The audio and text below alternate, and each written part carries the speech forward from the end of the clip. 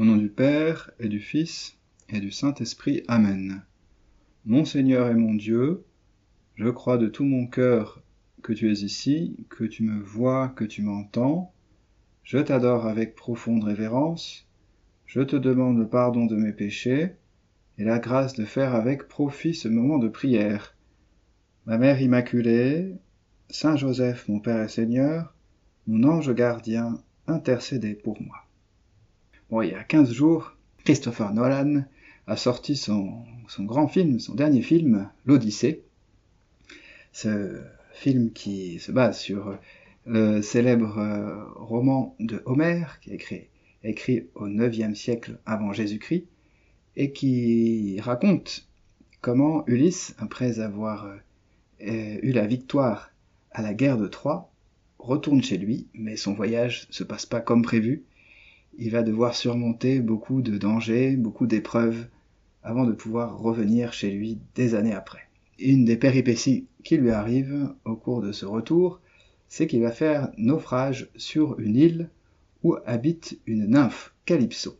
Et cette nymphe va tomber amoureuse d'Ulysse et va le retenir comme prisonnier sur son île. Alors, Calypso est une femme qui est plus belle que l'épouse d'Ulysse, c'est une nymphe, et aussi elle va lui offrir à Ulysse le don de l'immortalité, mais Ulysse ne veut pas se résoudre à abandonner son épouse, son enfant, la terre de ses ancêtres et sa patrie. Alors Jésus, dans ce monde où Dieu nous a donné, nous avons aussi parfois des tentations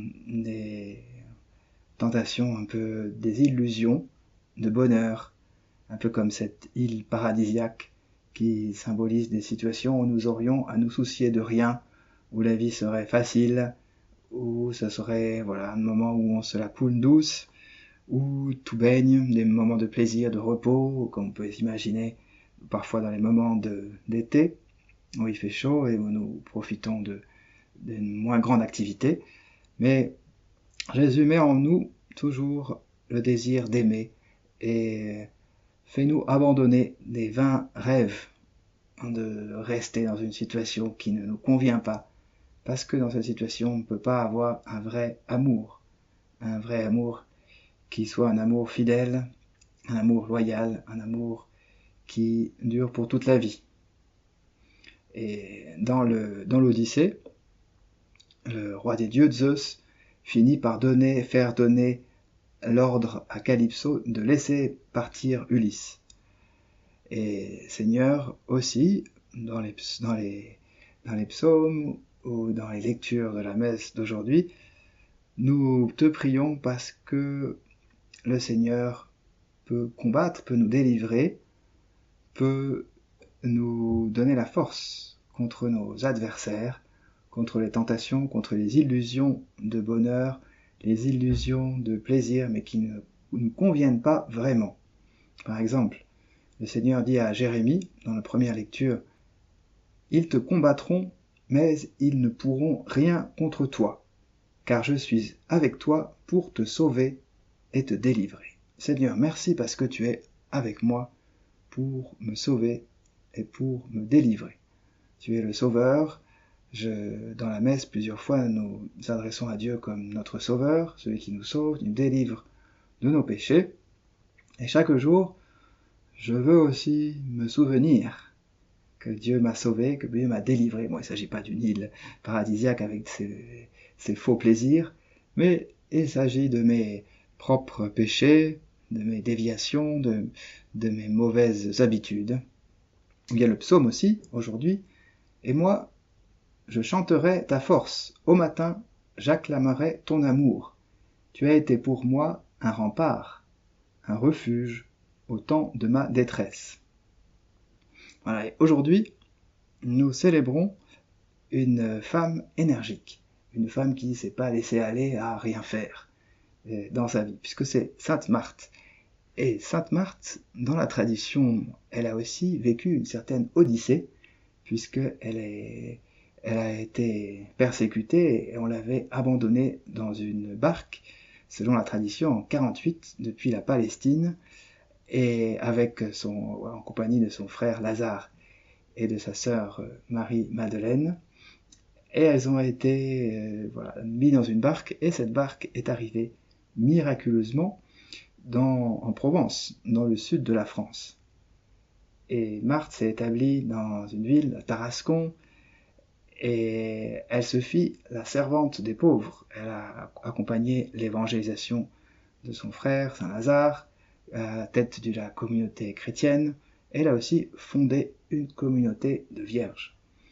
Alors, Sainte Marthe, elle est un bon exemple pour nous-mêmes, pour nous dépenser généreusement au service des autres, pour nous dépenser généreusement aux soins des malades, des personnes âgées, des personnes qu'on accueille chez nous, de nos invités. D'ailleurs, il y a beaucoup de maisons d'accueil de pèlerins, d'hospices de pèlerins ou de maisons de retraite qui ont pris le nom de Sainte Marthe. C'est un petit peu la sainte qu'on peut aussi invoquer. Jésus, tu l'as bien connu pour nous aider à être davantage accueillants pour nos invités. Et Jésus fait de nous des instruments de paix.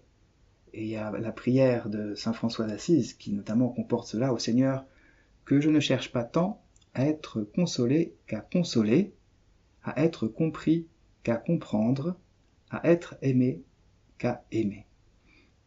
Et j'aimerais, Seigneur, vivre aussi cette même vie de Sainte Marthe au service des autres, au service des personnes plus pauvres, ou alors des invités, ou des personnes qui ont besoin d'une certaine forme d'aide. Dans l'Évangile, nous voyons aussi Marthe remplir ce rôle d'être attentive aux autres. Et tu écouteras dans l'Évangile, en ce temps-là, Jésus entra dans un village. Une femme nommée Marthe le reçut. Et voilà, on voit que Jésus entre dans le village et il s'arrête à la maison de ses amis, Marthe, Marie et Lazare. Et Marthe, la maîtresse de maison, l'accueille. C'est elle qui prend la direction des opérations. Elle met les petits plats dans les grands. Et comme c'est une bonne maîtresse de maison, elle met tout en œuvre pour contenter ses invités, leur rendre la maison agréable, que tout se passe bien. Et c'est ce que je veux, Seigneur, toujours vivre, faire en sorte que, grâce à mon travail, grâce au service, grâce aux soins de la maison dans laquelle j'habite, les autres puissent avoir une vie agréable, comme si j'étais une maîtresse de maison, ou plutôt une bonne maîtresse de maison. Et l'Évangile continue ensuite. Marthe avait une sœur appelée Marie, qui, s'étant assise aux pieds du Seigneur, écoutait sa parole. Quant à Marthe, elle était accaparée par les multiples occupations du service. Alors, c'est là que Marthe, dans ce passage-là, devait encore s'améliorer, parce que son travail ne lui permettait pas de passer quelques moments pour écouter Jésus. Et quel dommage, Jésus, si je ne prends pas le temps de m'arrêter, d'avoir des moments seul à seul avec toi, de prière, comme nous nous efforçons de faire maintenant.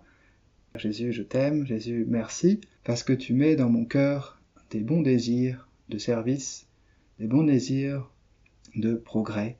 Tu me fais abandonner vite, si jamais j'ai des tentations, si jamais j'ai des désirs comme ça de paresse, des situations ou d'addiction, ou des sentiments qu'on pourrait résumer sous forme de rêve, d'une île paradisiaque. Alors c'est là où on voit la grande différence entre Homère et ces dieux qui se jouent des hommes. Que les hommes peuvent être objets de malédiction ou de faveur, mais nous savons, Seigneur, que tu es le Dieu unique, et Jésus, tu es notre frère aîné, c'est toi qui nous conduis à toujours progresser, à toujours faire ce pas en avant dans le service, dans l'amour de nos frères, le service les uns et les autres. Alors profitons de cette fête de Marthe, pour qu'à son exemple, à son intercession, nous soyons toujours davantage portés sur le service des personnes que nous avons à nos côtés, que nous nous écartions de tous nos faux rêves, nos faux plaisirs. Jésus, sois toujours notre secours, notre force, notre rempart. Toi, tu es notre espérance, tu ne nous abandonneras pas. Je te remercie, mon Dieu, des bonnes résolutions, des actes d'amour, des inspirations que tu m'as communiquées dans cette méditation. Je te demande de m'aider à les mettre en pratique. Ma Mère Immaculée, Saint Joseph, mon Père et Seigneur, mon ange gardien, intercédez pour moi.